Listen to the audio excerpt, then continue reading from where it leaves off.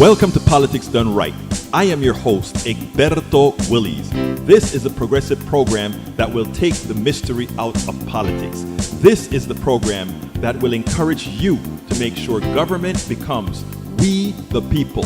Whether you are liberal, progressive, conservative, or otherwise, you get to air your point of view. We are an independent media outlet that, unlike mainstream media beholden to corporations, we only owe allegiance to you. Remember, you can also send me a tweet at EGBERTOWILLIES. That is at Egberto Willies. Let us engage. It is Politics Done Right.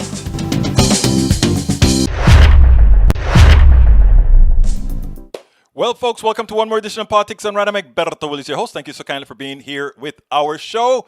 We are going to have a great show for you today as usual. Anyhow, what are we going to talk about? A lot. Senor Bruce, howdy. How you doing? Brige MCP, how you doing? Michael Rudnin, how are you doing? Welcome aboard, everybody. Great to see everybody here. We have a special guest that we're going to talk about today, but other than that, we have a whole lot to do. Well, our buddy did it, huh? Let's check out what our buddy did before we get to the show. Let's do it. Check this out because, let me go ahead and tell you what the show is going to be about first, don't you think? But before we get started, folks, please be careful out there in the places of weather. Be careful in the places of COVID, the entire country. Please, I implore, please be careful. We need you to be careful. We implore that you are all careful throughout the country. That is what it's going to take, folks. I'm trying to queue up some of our programming here to the different sites, but our automatic zapper doesn't seem to be zapping. So we may have to zap manually. I'm not sure yet. So let me go ahead and see that. Anyhow, folks, please be careful out there. It's getting very, very, very dangerous. I know we have our vaccine that's out now and everybody think everything is okay, but we still have to be very careful irrespective of how good that vaccine is because it takes a while to take hold. And with that, we can't take chances. And you know what? We need everybody. We need you all. We need you all to be there. Necesitamos que todos están aquí. And you know what? Todos vamos a estar aquí. Okay. I think I got one of my major shares done. So let's go ahead and get started. Let's go ahead and bring the program up. Let me bring that screen up. And then I'll be able to show it all off to you. Let's see what we're going to talk about. Okay. Moms demand action. Shannon Watts and activism. Autocratic Trump's failure. Moms demand action. Shannon Watts makes it clear we can all be activists. The GOP's acquiescence to an autocratic Trump makes the presidency off limits. But you know what happened today? Something that a lot of people were waiting for a long time. Check this out and then we'll take it on the other side. Well, Donald Trump has just lost his last crutch because guess what? His master, Senator McConnell, has finally spoken. Here it is, and we'll take it on the other side. But our system of government has processes to determine who will be sworn in on January the 20th. The Electoral College has spoken. So today I want to congratulate President-elect Joe Biden. The President-elect is no stranger to the Senate. He's devoted himself to public service for many years. I also want to congratulate the Vice President-elect, our colleague from California, Senator Harris. Beyond our differences, all Americans can take pride that our nation has a female Vice President-elect for the very first time. I look forward to finishing out the next 36 days strong with President Trump. Our nation needs us to add another bipartisan chapter to this record of achievement. Well, the remaining sycophants, the remaining enablers, it is time to call it in. It is time to end the Trump failed era and start to recover what we can immediately. Bring the country back together, bring the country back from the brink, bring the country back from its toy-in with an autocratic fascist regime. Okay, Michael, interesting. Let's see what folks are saying earlier on. Michael Rudnin says petition signed and share requested. There are 18 of these 126 come from elections they themselves say are fraudulent. Those 18 should be either made to say the election were legitimate or have their election redone. The UN with UN supervision. I like that one. Bridge says, not sure if it's right thing, Michael, trying to heal, but Dems need guts as well. Yes, they do. Michael said the Speaker Pelosi to refuse to seat 126 House Republicans who claimed their elections were invalid. 18 inches on the way here. Yeah, I know. It's going to be cold. 27% of Americans now say they plan to get a coronavirus vaccine as soon as it becomes available, according to the latest Axios poll released today. A substantial increase from the 13% who said the same in September. Yeah, but we need a lot more. We need, we actually need 70% plus immunity. Okay, let's see what else we got here. Okay, moving on. Fareed Zakaria, everybody's talking about one of the reasons I think the election was so close is that the Trump myth was believed for too long. And if you believe the Trump myth, and since it's always the economy stupid, people may have forgotten all the bad things that he did and just say, oh, but he made a good economy. Fareed Zakaria had something to say about that. Let's play that and then take it on the other side. Donald Trump thinks that by saying things and just shooting them out, that it's always right. And for all during his entire presidency, he would talk about the best economy ever. This was a great economy. And even as he spoke that, the news media would give the impression the stock market's going up as if the stock market dictated what the economic system or what the economy really looks like. Well, finally, now that the guy got unelected, now that he got booted out, now that he's a loser, it's amazing that the reports are coming out that the economy, number one, is horrendous, but number two, that the economy did not become horrendous because of COVID, but it's simply that Donald Trump was an entire and complete economic failure. Check this out, and then we'll take it on the other side. Far from pivoting to Asia, as Barack Obama called for, America has pivoted inwards. That, of course, is entirely in keeping with Trump's professed economic nationalism. He campaigned for the presidency, vowing to address what he saw as the scandal of America's trade deficit, which to him was the greatest symbol of the country's disastrous policies. But in fact, under Donald Trump, the trade deficit has gone up and up.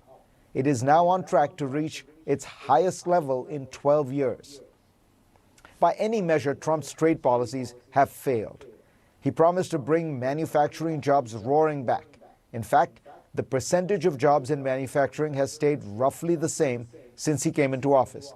He claimed that foreign countries like China and Mexico would pay for his tariffs.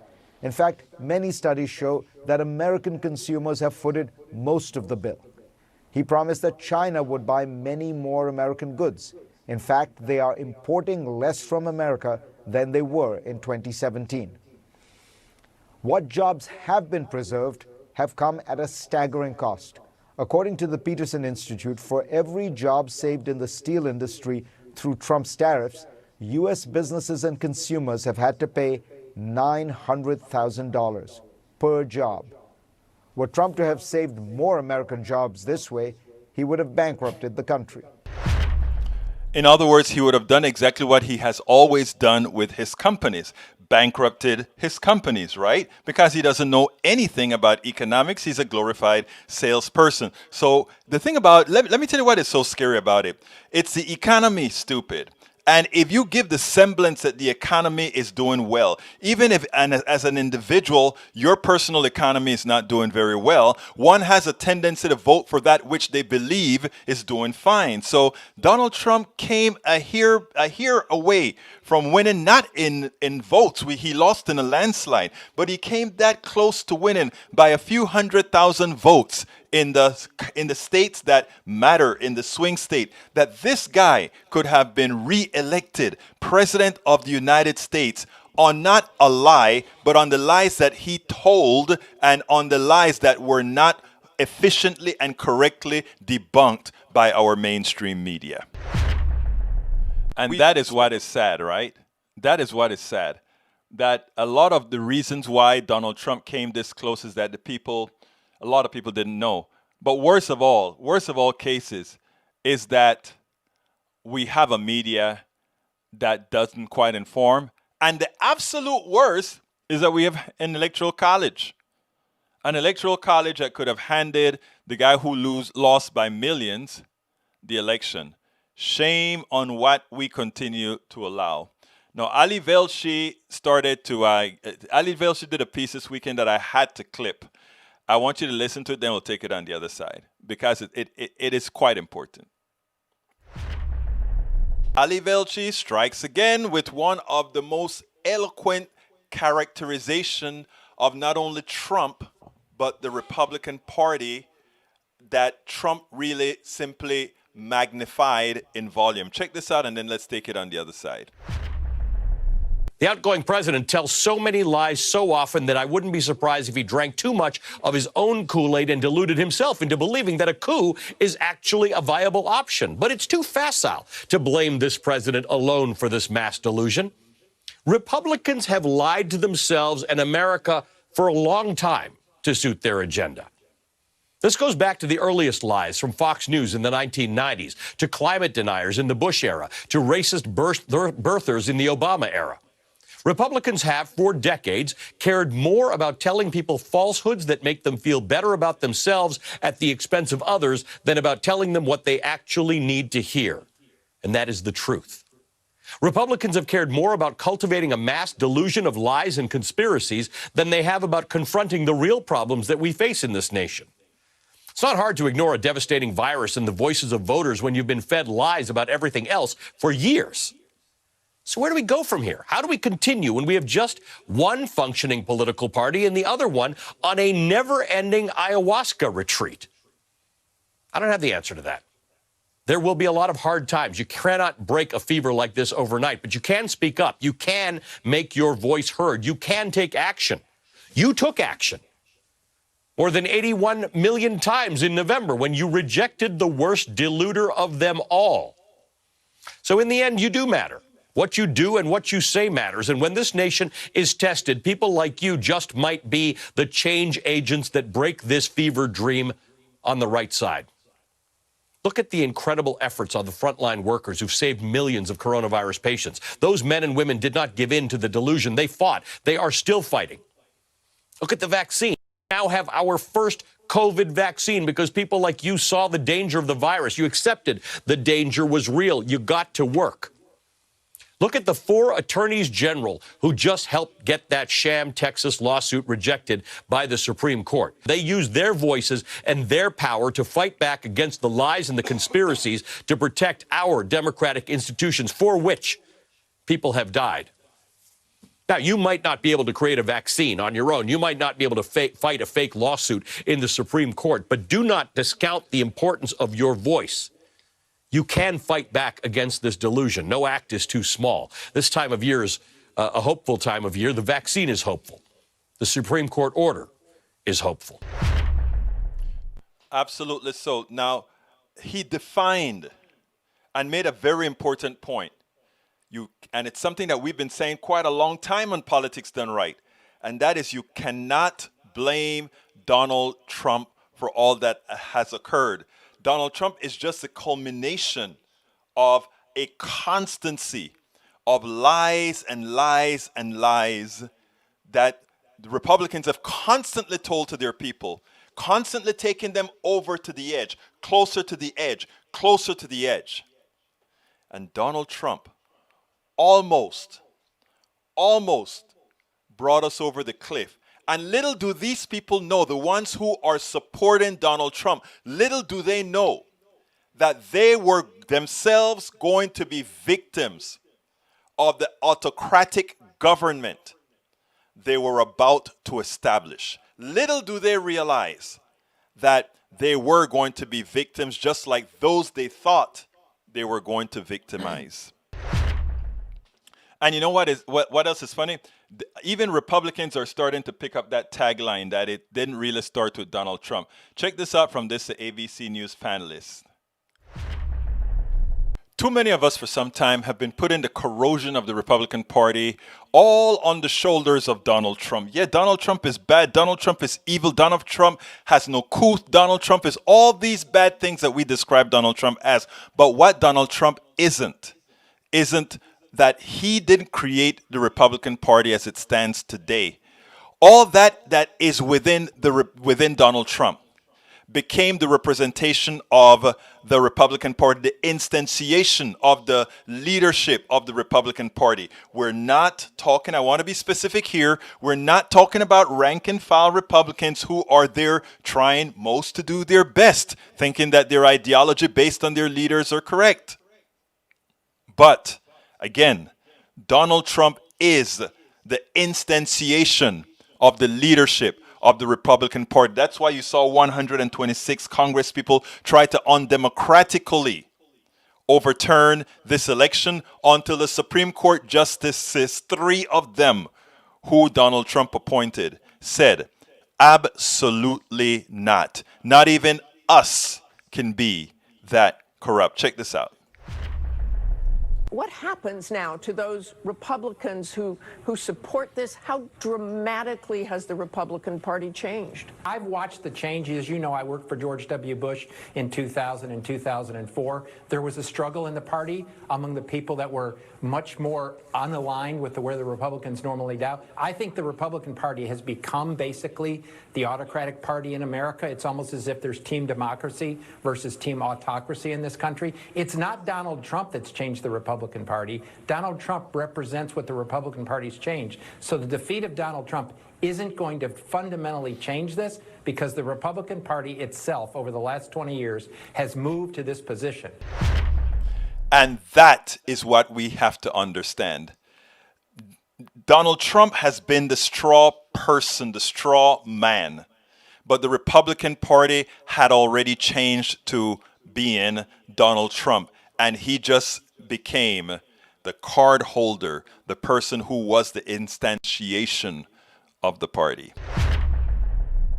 And that is what we have to understand. And once you understand that, we can actually govern again.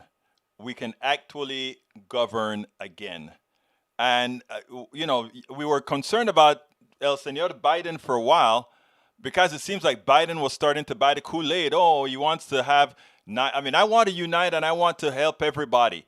But he has to realize that the rank and file Republicans are quite different than the actual Republican politicians, because Republican politicians do not represent their constituencies. They represent the people who pay them to be the Neanderthals that they had. Well, not Neanderthals. Neanderthals are oldies.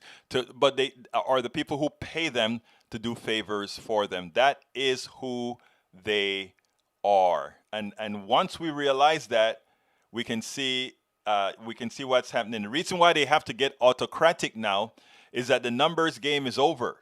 The numbers game is completely over.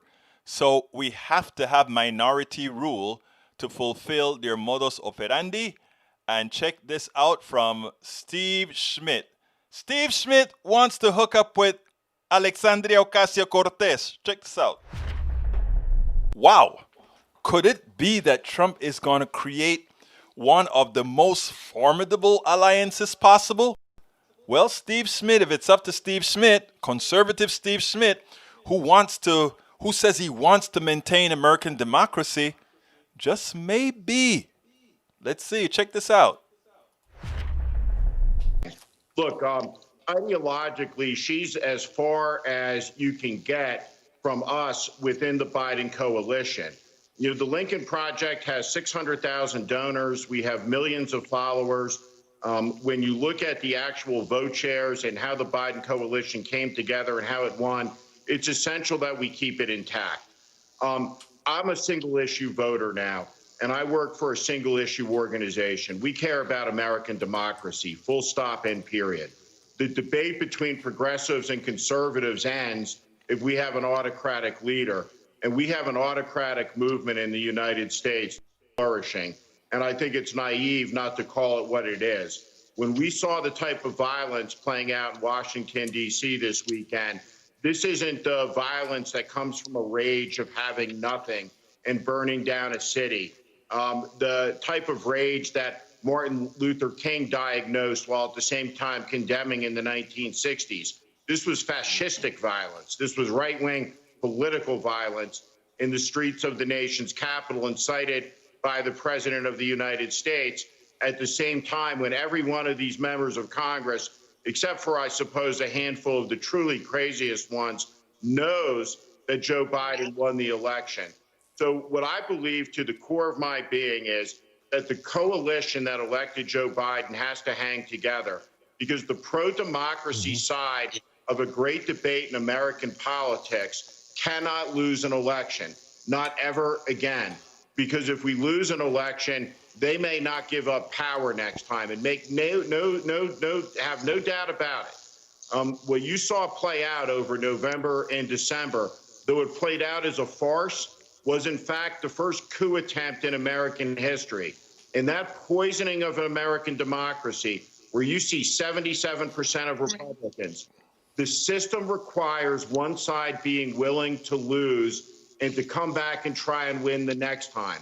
That is at the center of democracy, and it's in trouble in this country because of Trump and the extreme radical Republicans. Well, I don't think AOC has responded yet. I would love to see what that would look like, some sort of coalition, sort of coalition of respect. I don't know how they square that together. Can progressives, with the policies known that most people want progressive policies, really need to have some sort of a unity? I don't know, but it's an interesting concept, and it is something I would love to see how our progressive brothers and sisters respond, those specifically in leadership positions. It's a thought. And you know why it's a thought? Because specifically some of those responsible for those who have taken it to the next step, to the next level, where it's turned into fascism, they have seen the light now, and it's like, what have we created? Let's just go ahead and ask others to join us in solving that problem that we created. So, I mean, if AOC and any of the progressives were to take up Brother Schmidt on any type of an alliance, it better be one that is really written out with a progressive bias. And why is that? Because we know that is where most Americans are. In fact, indeed, that's where most Americans are. Okay, Big Ed, Biden 2020. Hey, Big Ed, how you doing, brother? Okay, let's see. Green New Deal, living wages, universal health care, ending the wars. What? Yes, that's what we want. Mike Bridge MCC, true. Let's see. Norman says, wait, let me see. Norman had a good comment in there that I want to read. Norman said earlier on, where is Norman's comment? The right-wing media and the communication machine, meaning Limbaugh, Fox News, etc., created the people. Donald Trump is following these people that are autocratic and seditious. I agree with that. One step before that is that the plutocracy created Fox News, that created the people to solve the purpose of the plutocracy. Okay, para ver. Then actually Norman says to Bridge MCP, let's be clear, let us be sure the media in the fairness doctrine is possible given the commercial bent. For example, when was the last time we had a real progressive with a real debate with the Republican Party representatives talking about values that drive policy? Very true. Very true. What can I say? Let's see. Michael Ronan said, Egberto, Steve Smith doesn't believe in any of those things you just read. Oh, I know he doesn't. But you know what he just said? I mean, you see, there's a test for him, right? He said he's a one-issue voter now. And I have another piece that I could play from him where he says that at this point in our history, there's only one party that stands for democracy, the Democratic Party. And so I'm going to play that for you tomorrow. I don't think I have the time to play for it today because since we are near the halfway mark, you guys know what I got to do. I got to go ahead and say, hey, guys, por favor, compra mi libro, por favor, guys. I would love for you to support our program. If you are on YouTube, please click the join button to become a part of our posse, famously named the PDR Posse by Brige MCP. And if you choose not to click the join button to become a member, please consider clicking that $ there and saying, yeah, I want to give Egberto and Politics Done Right a super chat. If you're not on YouTube right now, but you want to be a part of the PDR posse, go to politicsdoneright.com/PDR, politicsdoneright.com/ I'm sorry, what am I saying? politicsdoneright.com/YouTube, politicsdoneright.com/YouTube to be a part of our Politics Done Right PDR. You want to support the program? Get our books. Start by getting the book you see on the screen. It's worth it. How to talk to your right-wing relatives, friends, and neighbors. I just placed that on the screen. Big Ed wants to burn it, so Big Ed must be another person that's simply another one of our friends called Tank 28. I guess he got tired of Tank 28, so now he's Big Ed. Oh my God, Tank 28, Tank 28, Tank 28. All right, folks, now you can also you can get our book. If you don't want to get it at Amazon, you can get our book at politicsdoneright.com/store, politicsdoneright.com/store. And there you can get any one of well, at Amazon or anywhere, you can get any one of our books. You can get our As I See It, Class Warfare, The Only Resort to Right-Wing Doom, As I See It, Class Warfare, The Only Resort, you can get all of them. Check it out. Because we need for you to support the show somehow. You can also support the show via Patreon. That is, and let me put that out here, that is politicsdoneright.com/Patreon. Patreon is spelled Patreon. politicsdoneright.com/Patreon. Patreon. And of course, we accept PayPal as well. And that is politicsdoneright.com/PayPal. politicsdoneright.com/PayPal. Without your support, we are not possible at all. All right, let's go ahead and get busy with our interview with the founder, creator of Moms Demand Action. This woman is exceptional.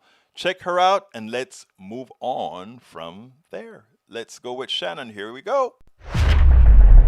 Welcome to one more edition of Politics Done Right. I'm Egberto Willis, your host. Thank you so kindly for being here. We are here today with a very special person, someone that just won the HPJC, Houston Peace and Justice Chapter's Peacemaker Award in Houston, Shannon Watts.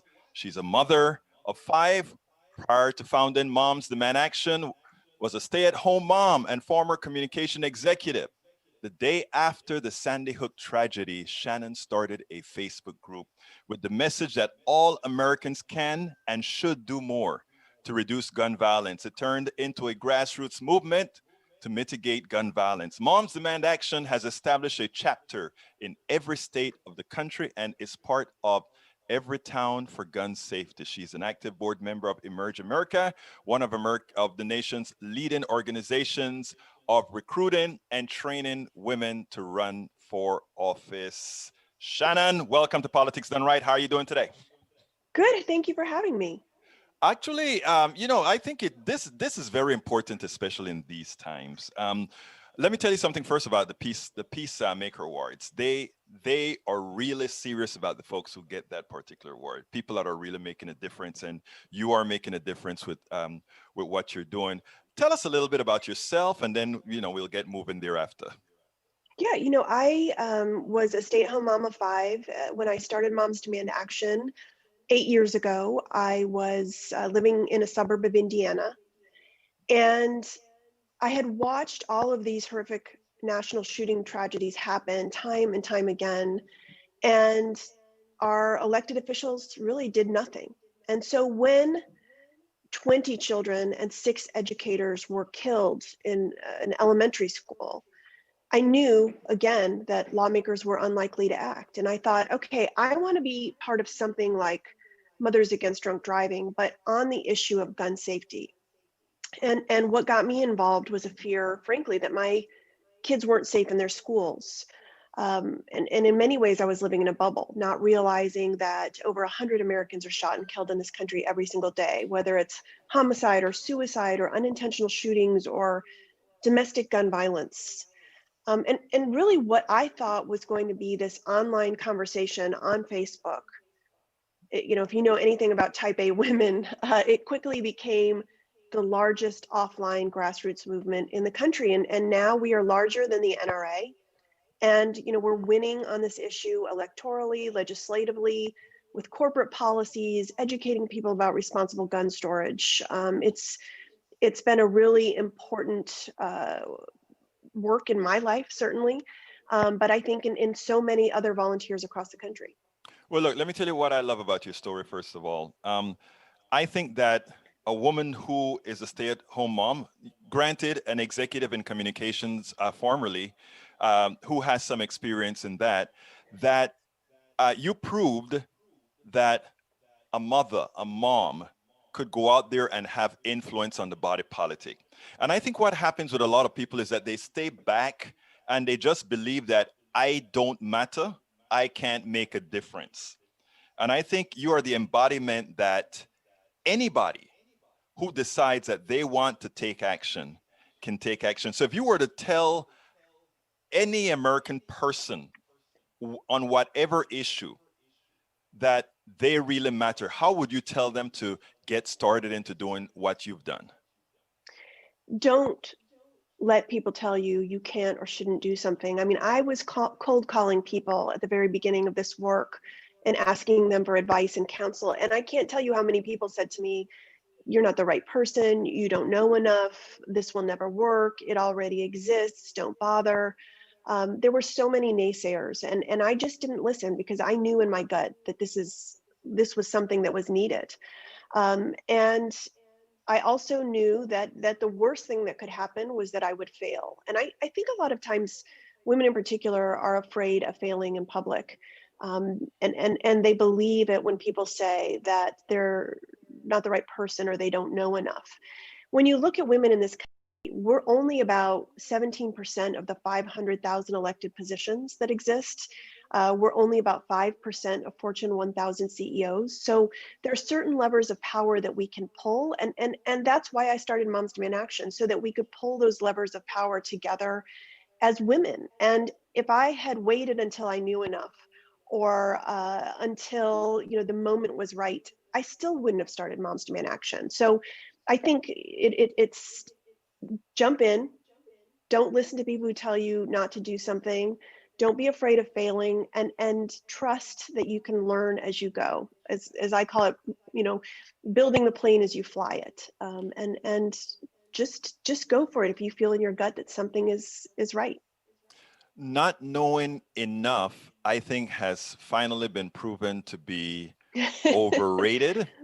Actually, maybe not knowing enough, but having the character to learn and accomplish something is what's needed. Going on the issue of women, I can assert that the countries that did the best in fighting the coronavirus were led by women. I can also attest to the fact that most of the activities around the world right now dealing with peace, dealing with these types of actions, are actually being led by women. So I'm on board. Let's go ahead and turn over governance, but entirely turn over governance. I have no problem with that. Now, today's a special day, right? Isn't it? It is 8 years today that I started the Facebook page. I had 75 Facebook friends, and I thought it was just really going to be a conversation about the need for women to organize around this issue. And very quickly, it became this offline movement. And some of those, original volunteers who called me were from Texas, and wanted to figure out how they could do this work in a state and in many states that frankly aren't hospitable to gun safety. Actually, Texas should have been the first state to call you based on how we are here. Now, I think it's also important to note that based on what you've done, uh, there are several other organizations that I've seen kind of come up to be to say, let's see what we can do on this as well. Now, what has been the reception between, let's say, the NRA and your organization, and specifically with you? Well, I really believe that the gun lobby's worst nightmare was that women and mothers would organize against them. And that is exactly what happened after the Sandy Hook school tragedy. That women decided that we should no longer allow gun lobbyists to write our nation's gun laws. And we have been a force, not just in passing good gun laws, but in stopping bad gun laws. We have a 90% track record of stopping the NRA's agenda in state houses year after year for 5 years. And that includes stopping things like Stand Your Ground, putting guns in our schools, guns on college campuses, something called permitless carry. On top of that, we spend a lot of time doing what we call shining a light under the refrigerator and forcing the cockroaches to run out. We have really highlighted what bad actors the leadership of the NRA are. And I want to be clear, I'm not talking about gun owners in this country. The vast majority of whom are responsible, 80% of whom support things like a background check on every gun sale. This is about the very extreme radicalized leadership of the gun lobby. And they're clearly not fans of mine. Threats of death and sexual violence to me, to my daughters, started immediately when I started the Facebook page, and really has gone unabated for almost 8 years now.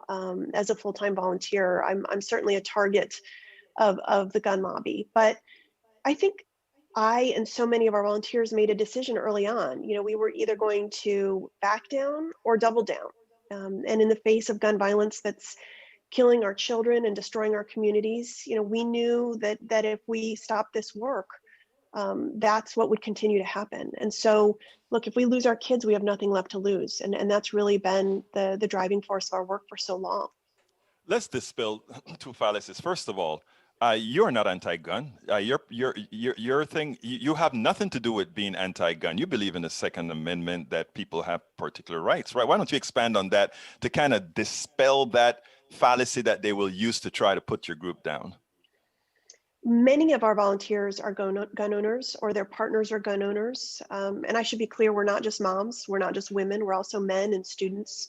And there's 400 million guns in circulation among civilians in this country. The likelihood that a gun owner, if you're not one yourself, is very high. And again, the vast majority of them are responsible. They support common sense gun laws.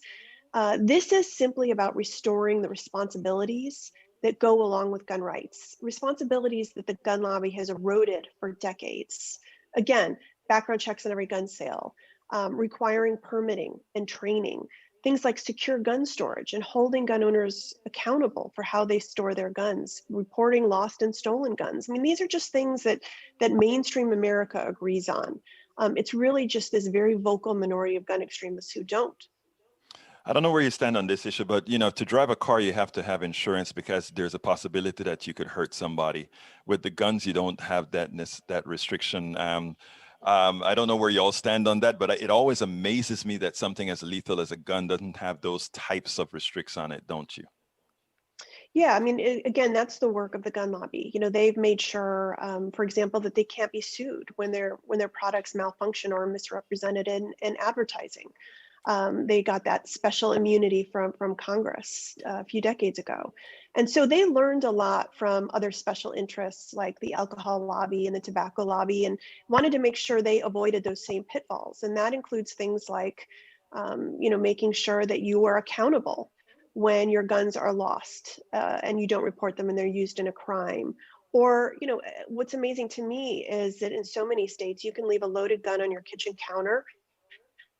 Someone gets hold of it and hurts themselves or others. And in many cases, you're not accountable.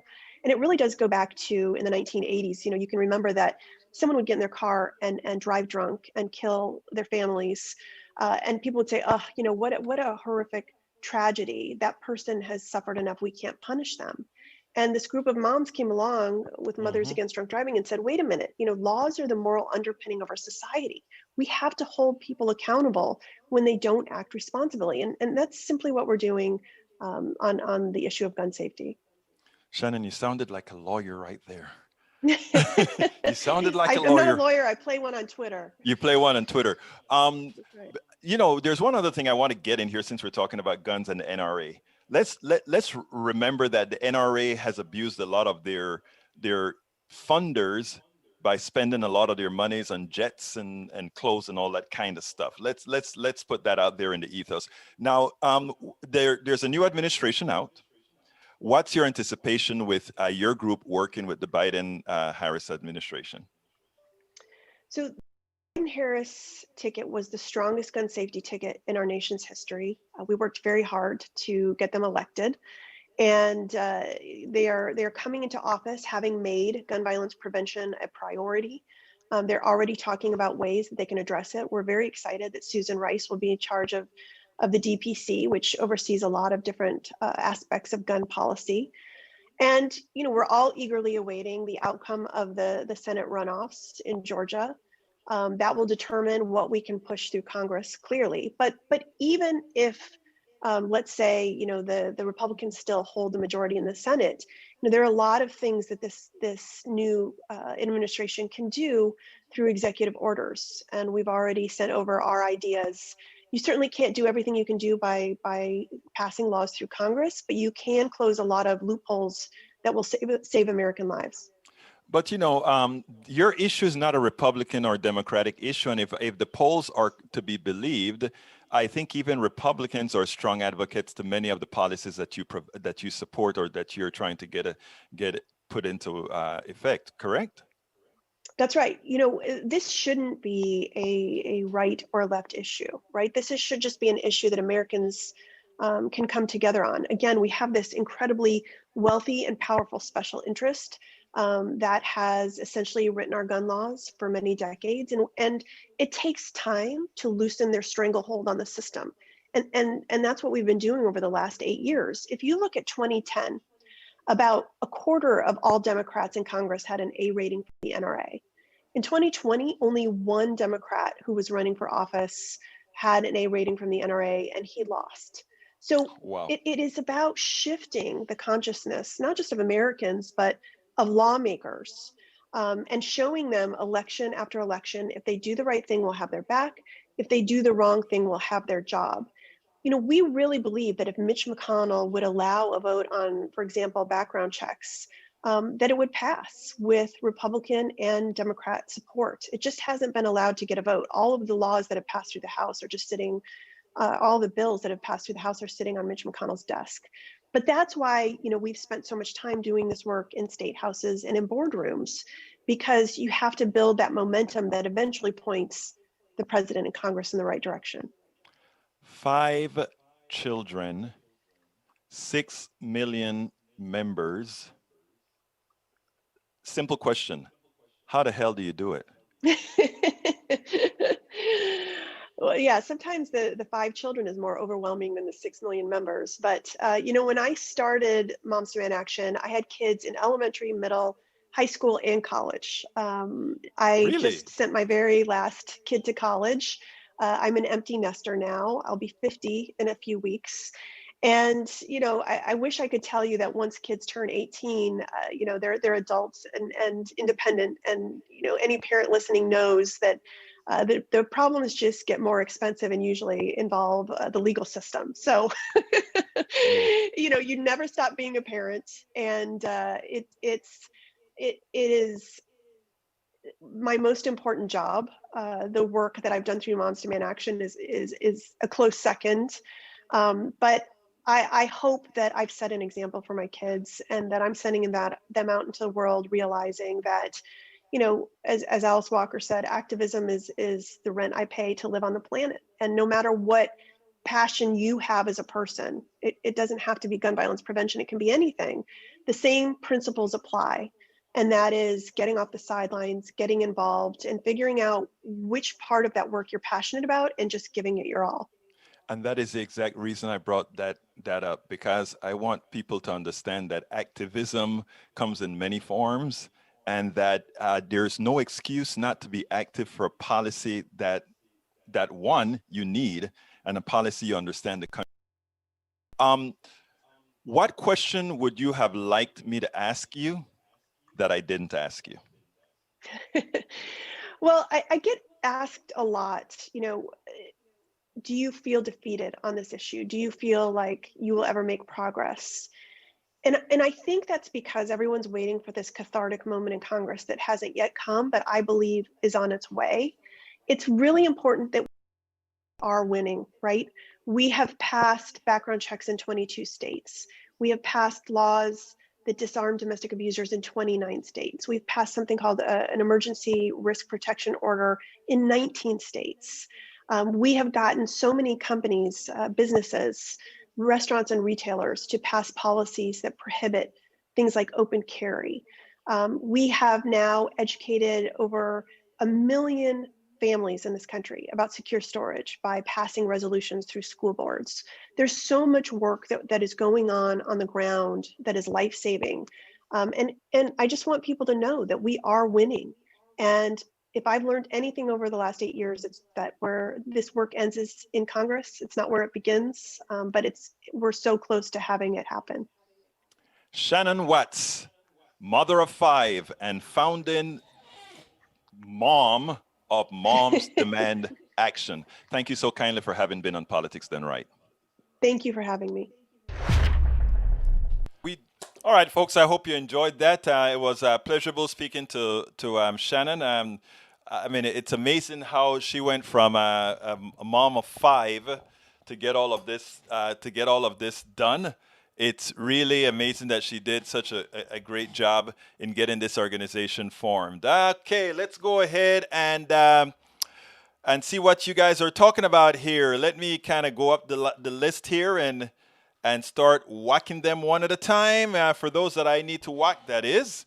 Let's see, if Trump won, which he didn't, we would be on the road to hard fascism right now, except that Jews wouldn't be, the scapegoats, immigrants, and refugees would be. Instead, we have corporatism, neoliberalism as the dominant form of government, which isn't fascism except under one classic definition, the blending of corporate and state power. You know, Michael Rudnin, that was prescient. You hit the nail on the head. But the one difference, again, as well, is we have power to change. At least we haven't gone into absolute fascism yet, so we can change. Breeze MCP says, hard hat for a hard head, bonehead. I don't know what that means, Breeze, but I imagine you're talking to somebody there. Okay, let's see. Look, when we are done with Trump, right now we still have to keep the Trump era, some of these topics, because there are a lot of Trump people that are listening that some of this stuff is going to get through. To show them that Trump was an economic failure, to show them that Trump was a trade failure, to show them that Trump left the country in a bad state, to show them that Trump, there are a lot of things left that we have to say, this is what Trump left us. And the reason I still talk about Trump, even though Biden will be the next president, is all the crap that Biden is going to have to clean up. We have to let it be known that it is Trump's crap that we're cleaning up. That is one of the things that many of the past Democratic presidents who constantly have to come up and clean the butts of Republicans after they give away the House and leave us with scraps to clean. We never do the right job in saying this specifically is what he did wrong. And that is what we have to do.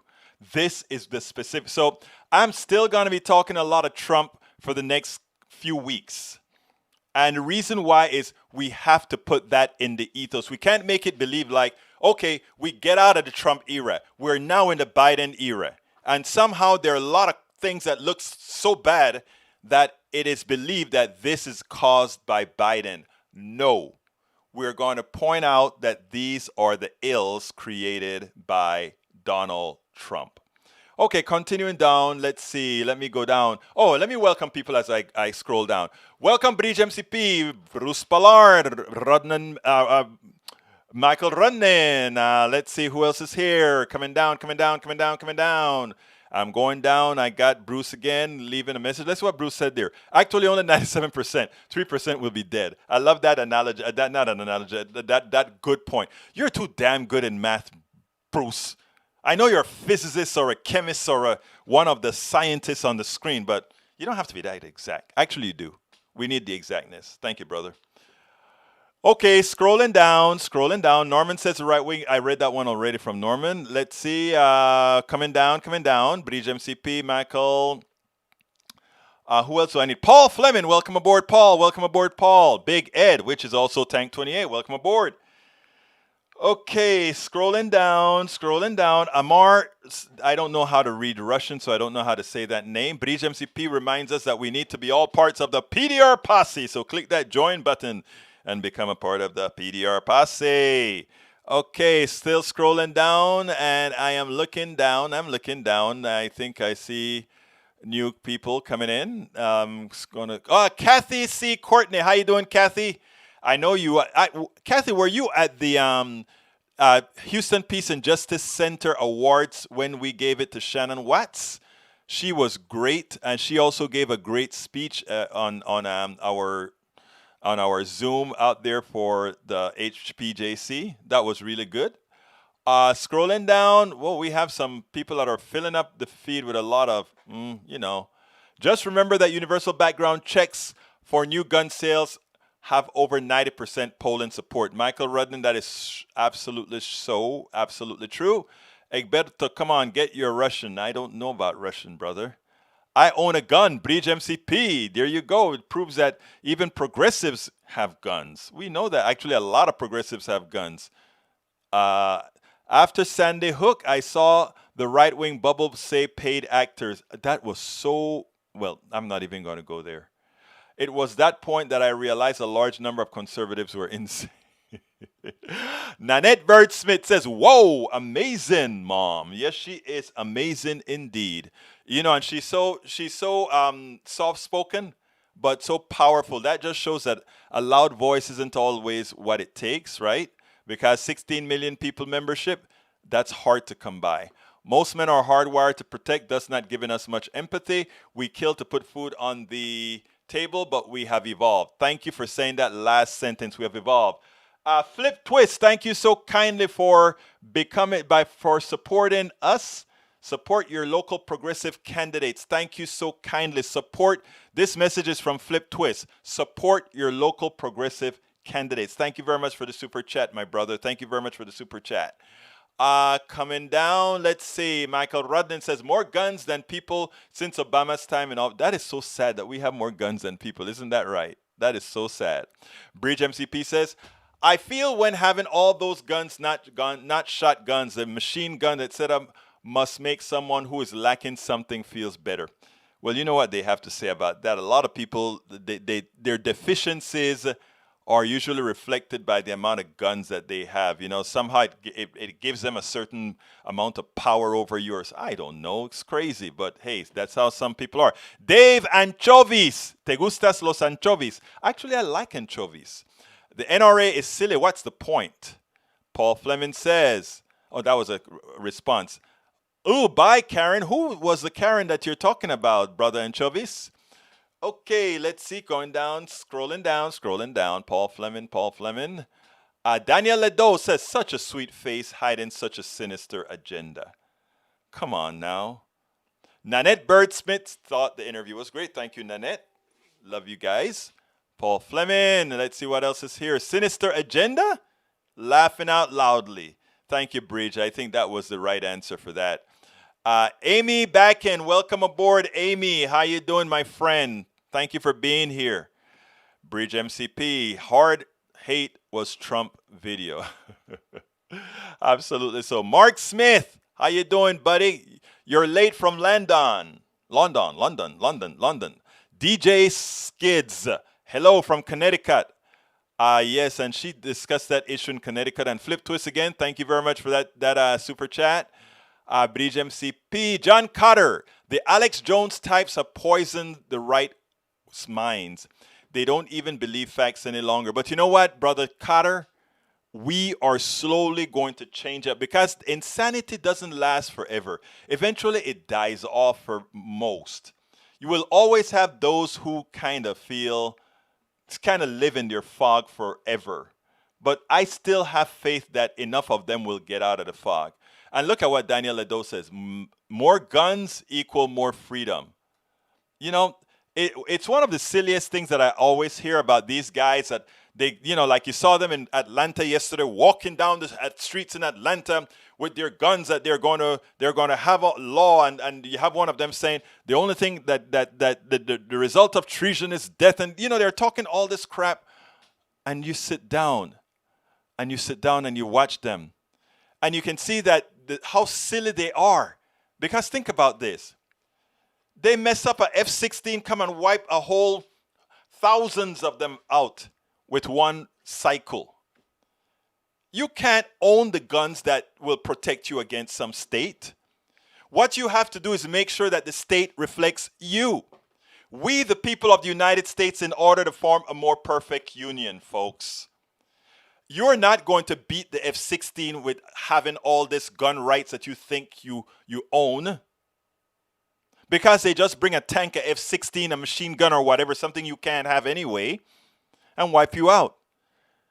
What protects you from the F-16? What protects you from the machine gun? What protects you from the bazooka? Isn't you having a gun, a rifle, that the idea behind having a gun is like hunting or whatever you want to do? What protects you is you protecting the government and having the government reflect we the people. Had Trump won, that would have eroded. Because at that point, he has isolated government from we the people, because it would have said that we the people no longer elected our government, which is why the problem with the Electoral College. 7 million more people voted for Biden, and it came that close to Donald Trump still being able to win. Vote or governing by the minority. That is when you fear your government. When a minority can decide this is what is well. Every government should have two things. One, your inalienable rights, the thing that the majority cannot take away from any human being. And barring that, everything should be democratic. One person, one vote. That is the aberration in our Constitution that was created to keep some in power and some without power. Understand that there's nothing benevolent about state rights and giving states equal. That is bull. The Electoral College was made for the slave states. Let's learn history. Let's not recreate it. Brothers and sisters, I got to get out of here. But before I get out of here, one more ask again. Please consider getting my book. It helps us defray the costs of politics done right. Allow us to continue doing this. You can get my book at Amazon. I just put the link there for Amazon. You can also get my books at our store if you want to cut out the middleman. That can be gotten at politicsdoneright.com/store.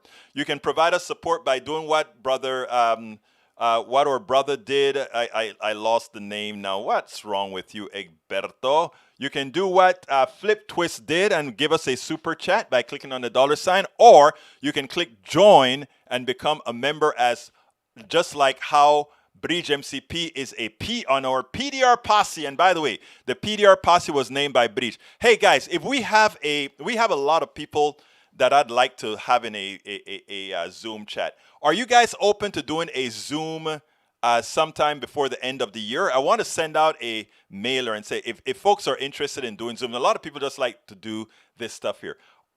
Are folks interested in doing a Zoom? Tell me if you're interested in doing a Zoom. Thank you, Flip Twist. Let's do a vote right now. Who here in the room would come on a Zoom if we had a Zoom, let's say over a weekend before the end of the year? Tell me if you're interested in that, please. I want to know. But anyway, continuing. Again, YouTube. If you're not on Great. Cotter is interested. Come on, folks, keep voting. I got to get out of here. Will you do a Zoom? Will you do a Zoom? Will you do a Zoom? Interested? Great. Great. All right. And let's see. You can also become a part of our posse by going on politicsdoneright.com/YouTube. Paul Fleming would too. Okay, great. We're going to do a Zoom then. We're going to do a Zoom. And before the end of the year, politicsdoneright.com/Patreon to support us as well, or politicsdoneright.com/PayPal to support us as well. All right, Bruce is also in for the Zoom. Okay, folks, I tell you what, I am going to send out, make sure you're on my email list, please. Go ahead and go to the website, politicsdoneright.com or egbertowillies.com, and sign up for a mail list, and we're going to do a Zoom. I'd like to get, the thing about it, a lot of people, you know, I'll do a Zoom before the end of the year. Let's go ahead and do that. Para ver. Is there anything else I need to talk about? I don't think I have anything else to talk about. Okay. My name is Egberto Willies. This is Politics Done Right. And you know how I end this baby. I am what? Out. Oh, God. For my thing, I got to do it again. This is Politics Done Right. And you know how I do this. I am what? Out.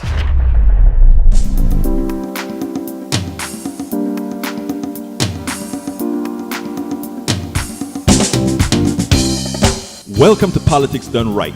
I am your host, Egberto Willies. This is a progressive program that will take the mystery out of politics.